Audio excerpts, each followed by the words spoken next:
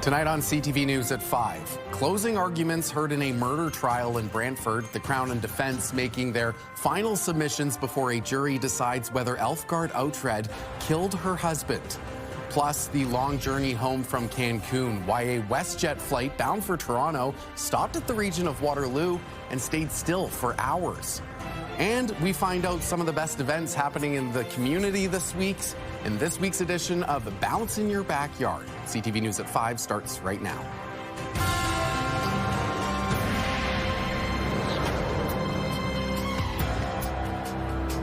Good afternoon and thank you for joining us. First at 5, the jury heard closing arguments today at the trial of Elfgard Outred, the 81-year-old charged with killing her husband, Gordon Outred, at their Brant County home in November 2022. Crown Prosecutor Jeff Mazin went first, laying out the evidence called in the trial, saying it supports the Crown's position that Elfgard killed her husband, citing inconsistencies in Elfgard's statements to police, the extent of Gordon's injuries, and Elfgard's alleged confession to her daughter once in custody. Defense lawyer Nimrata Sandhu then made her case, saying there are inconsistencies and unreliable evidence in the Crown's case, and they have not proved Elfgard killed Gordon beyond a reasonable doubt. The defense says a fall or medical incident are other possibilities. The judge began charging the jury late this afternoon, and it's expected they will begin deliberations on Friday. The region of Waterloo is back in court once again, seeking judicial approval to remove the encampment at 100 Victoria Street in Kitchener. A homeless encampment has been on the property since 2021. The land is owned by the region of Waterloo, who say they need to clear for construction on the new downtown transit hub. A previous court challenge ruled in favor of encampment residents and said the region could only clear the space if adequate housing was provided to encampment residents. CTV's Jeff Pickle will have the latest coming up at 6 o'clock. A major collision at the height of a rush hour last night left one person injured and brought westbound 401 traffic to a standstill heading toward Cambridge.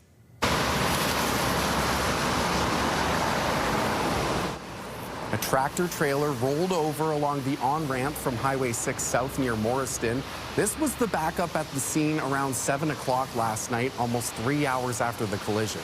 Investigators are looking into the cause and haven't said anything about possible factors. The ramp was reopened last night.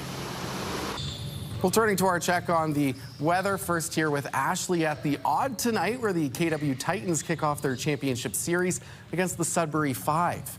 Ash, the team finished at the top of the league heading into the playoffs this season. That's right, Colton. And as you can see behind me, they are taking game one prep very seriously. Tip-off happening in just about 2 hours or so, but things are starting to get underway here nice and early. The team warming up and getting ready. Now, this team did beat the Sudbury Five during the regular season through their series, so there is a good chance for going into these finals that we might see a repeat. And finally, a Super Lily Trophy, making it to Kitchener-Waterloo for the first time. They have met these guys, of course, in the playoffs before, the Sudbury Five, the reigning champs from last year. But as we can see, it is going to be a fun game here. Certainly, excitement is going on. But we've got to talk about some weather too, Colton, because I know our viewers at home want to know what's happening, not just inside the Odd, but outside of it. So let's turn to our special weather statement from Environment Canada, which they issued earlier today. We are looking at 10 to 20 millimeters of rain for the next few hours. It's likely going to end this evening. Of course, we've had so much rain over the last few days. There's always been some concerns with flooding, so make sure if you are out and about, you're staying safe. Looking at our radar, there's still a big band of precipitation lingering over southwestern Ontario. We are going to continue to see that go through our area for the next few hours. But the good news is it's still 16 degrees out there. Very warm conditions, a light wind at 13 kilometers an hour. We will still see very warm temperatures through the overnight hours and into tomorrow. Good news, Colton, I've got some sunshine in the forecast for the weekend, but I'm going to have to give you those details with our main weather coming up a little later in the show. Colton. Looking forward to it, and it's nice to know with the rain tonight, you can at least go and catch a basketball game. Thanks, Ashley. And here's what you need to know. Catch the KW Titans taking on the Sudbury 5 in their championship series. The best of 5 games starts tonight at the Odd. Tip-off is at 7. Game 2 is on Sunday at the Odd. If you'd like a chance to win tickets to that game, head over to ctvnewskitchener.ca to enter the contest, which closes at midnight tonight. We'll be right back after the break. Well, some turbulence on the ground in the early morning hours today at the region of Waterloo Airport. A WestJet flight from Cancun was unable to land in Toronto due to weather and was diverted to YKF. Not so unusual, but how does that work when our local airport wasn't even staffed? Passengers spent about 8.5 hours at YKF waiting for customs clearance before flying back to Toronto Thursday morning. Frustration grew as travelers, including families with young children, waited through the night. One passenger says what started as a great vacation ended with a long and exhausting night. We're approaching Toronto Airport, very foggy, and all of a sudden we're doing left and right turns and going around the airport. So we kind of all got a little suspicious that something was going on. CTV's Spencer Turcott will bring us that full story tonight at 6.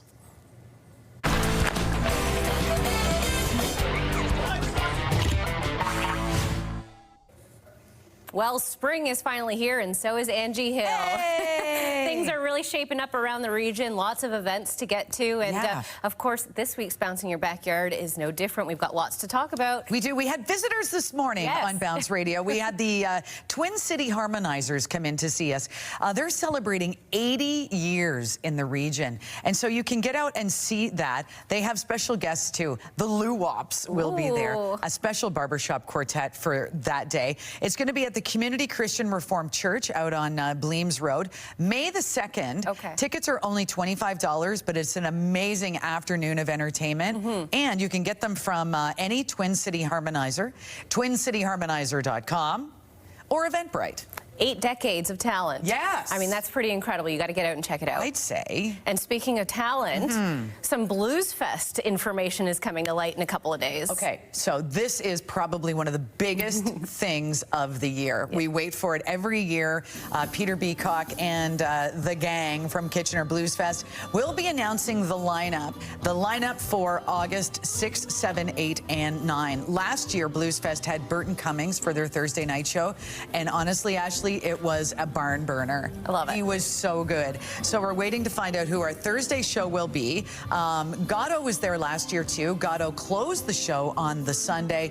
And of course, just amazing talent all weekend long for Kitchener Blues Fest, which is a free event. Yes. The Thursday night is a ticketed event, but then the rest of your weekend around Kitchener is free. So there's an unveiling show on Saturday night at the Edelweiss.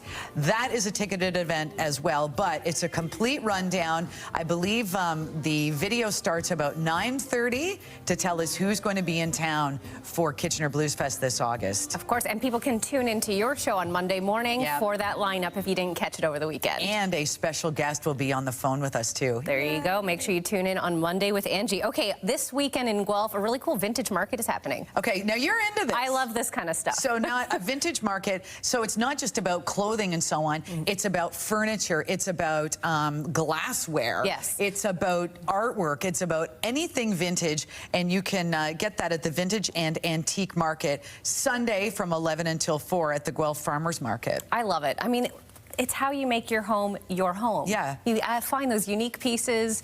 You know, you get those things that you can tell a story about with your friends. I love it. Okay. Yes. And there is a really fun charity concert coming up. Right. Rock for Oakbridge.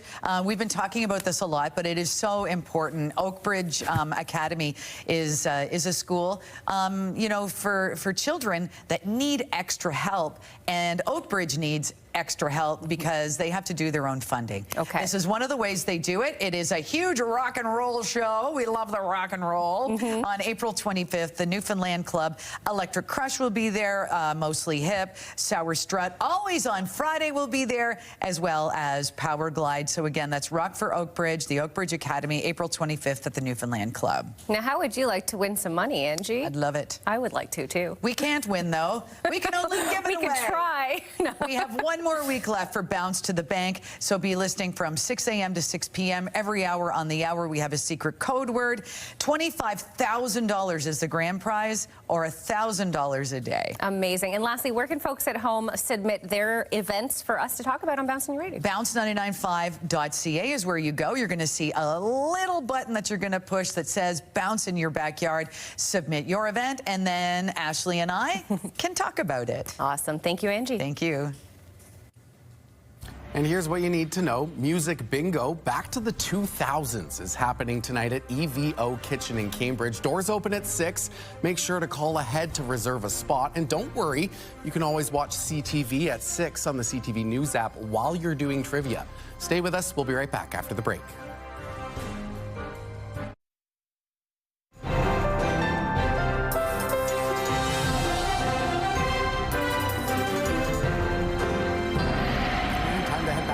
Where we find Ashley ahead of the start of the Basketball Super League Championship Series that's about to get underway in just over an hour. Ashley.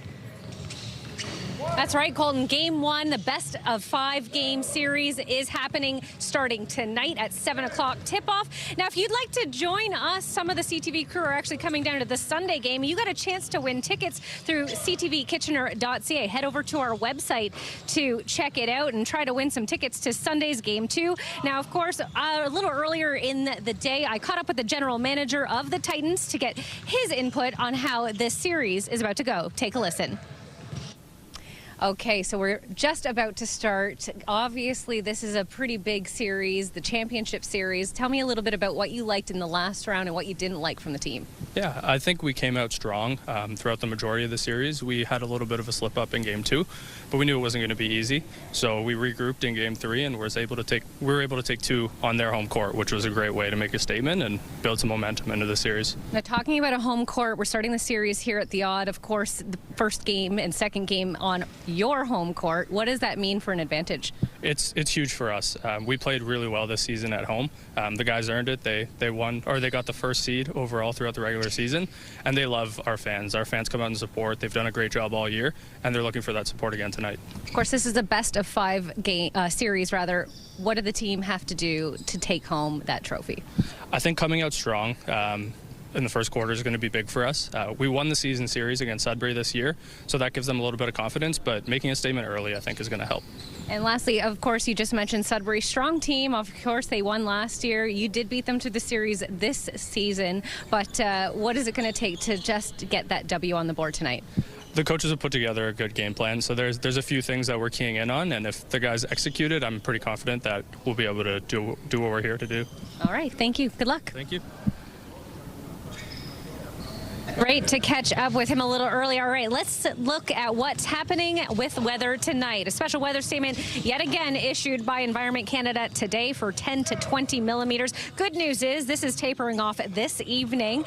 Of course, there has been so much water, as we've talked about through the entire week. Be careful around waterways. As we take a look at our futurecast, it really paints a picture of this system that continues to move through.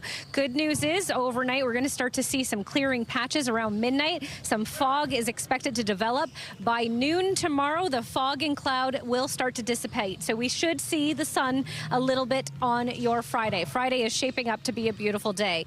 In Waterloo Region right now, it's still sitting at a very comfortable 17 degrees out there, well above seasonal for this time of year. Overnight, we are dipping a little lower than what we've felt the last couple of nights, but still above seasonal. 8 degrees is the expected overnight low, with a 40% chance for showers. Tomorrow, temperatures rocking up to 20 degrees. It's going to be warm tomorrow, especially with all of that rain we've had over the last few days evaporating. We could feel very humid at times. As we look to our almanac, back in 2002, 27.7 degrees was reached as our record. We are not quite that warm today, but it certainly feels much warmer than it should this time of year. Normal for this time of year, just 12 degrees. So we are definitely above seasonal. Enjoy it while you can, because it is going to get cooler over the weekend. Sun setting now at 8:06 p.m. Looking at our first at 5 forecast for Waterloo Region, as I mentioned, 20 degrees with clouds clearing tomorrow morning on Friday. Showers returning for Saturday and 17, but by Sunday, back to seasonal with a chance for flurries. A high of just 8 degrees and an overnight low of -5 is expected. And then Monday, temperatures not too much better. 3 degrees is the expected high, 11 for your Tuesday. So overall, things are going on a bit of a roller coaster ride for your weather. Hopefully things are a little bit smoother here for the KW Titans game 1 tonight. Tip off in just over an hour and a half. Colton. Well, with all that weather, Sunday you can go watch the Titans as well and stay inside. Thanks so much, Ashley.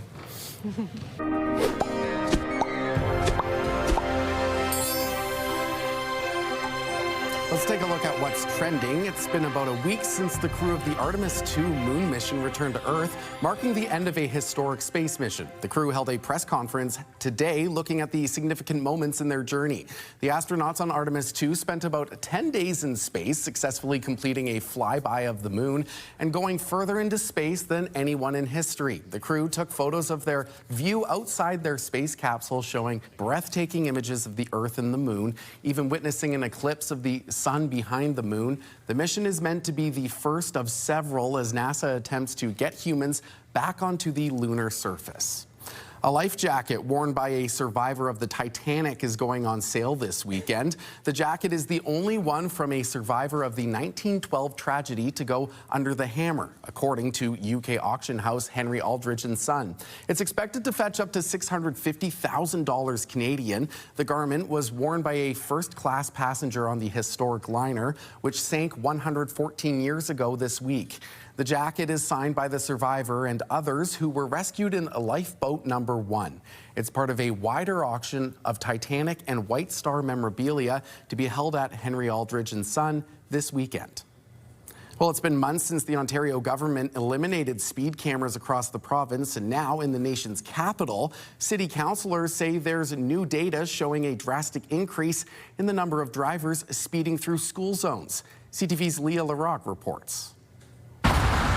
It's getting faster and faster on Smythe Road, and Janelle Moyle is noticing it. Well, I have a son at Vincent Massey, and we're definitely worried about the lack of speeding cameras, that because there was a speeding camera there before and now there's not.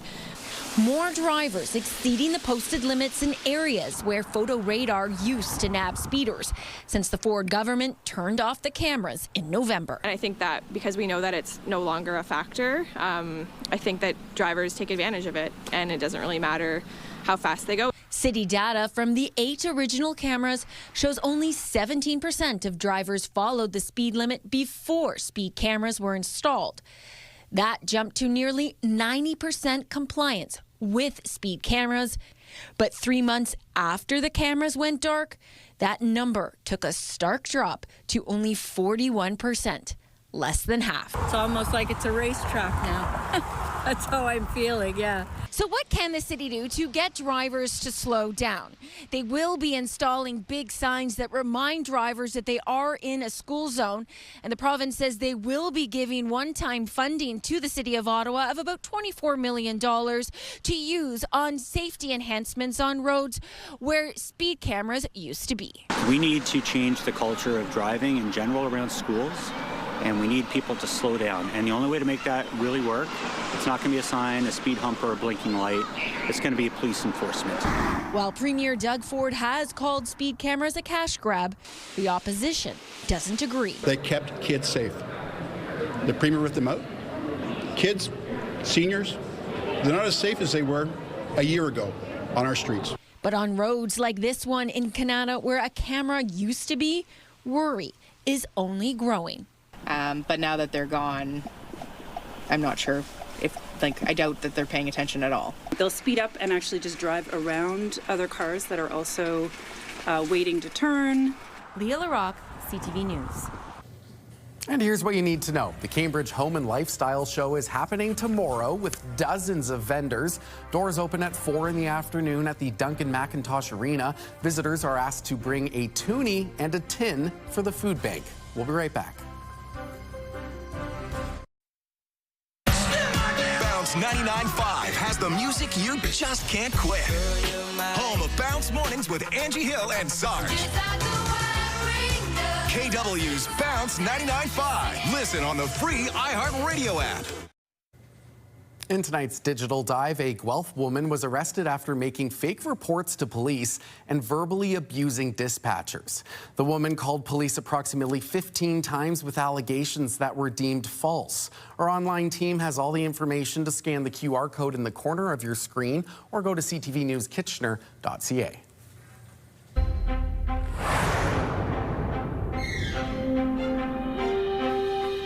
Time now to take a look at our final 5 stories we're following today. Amazon is introducing a fuel surcharge for Canadian sellers using its fulfillment program. Canadian companies using Amazon to pick, pack, and ship goods will now have to start paying a new surcharge because of rising fuel costs. The e-commerce giant says the 3.5% surcharge on fulfillment fees will take effect tomorrow. Concert giant Live Nation, the owner of Ticketmaster, has lost a high-profile antitrust case, the Manhattan jury calling it, quote, a monopolistic bully. It sided with more than 30 states. The jury also found fans were overcharged by Ticketmaster after years of complaints about prices and illegally dominating the industry.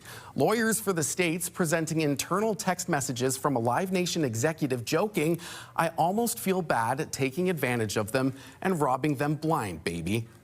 Canada's culture minister says Ottawa is very seriously considering introducing a social media ban for kids. Mark Miller says while the ban could be an important tool, it's not a solution to the larger problem of online harm. The government's move to consider age restrictions for social media and AI chatbots has received support from Conservative and NDP members of Parliament. Australia became the first country to pass a law enforcing age limits on social media last December. Several communities in Ontario have declared states of emergency over flooding after a series of storms soaked a large part of the province. Many areas are dealing with flooding from a combination of melting snow and heavy rainfall. The municipality of French River, the township of Minden Hills, and several communities on Manitoulin Island are among the communities that are under a state of emergency today. And finally for us, the Brantford Bulldogs completed their second round sweep of the North Bay Battalion last night. Brantford winning this one 5-3. The Bulldogs now await to see who they'll play between Barrie and Ottawa in the conference finals. Meanwhile, the Kitchener Rangers look to finish their second round series tonight in the Sioux. If the Greyhounds win tonight, Game 5 will be tomorrow in Kitchener. So a bit of a turnaround if the Rangers don't win tonight, as they'll come right back from the Sioux, and that hardwood will have to come up from the Titans game for hockey. Well, that's our time. Thanks for watching. We'll have more local news at 6 o'clock, but first, here's CTV National News.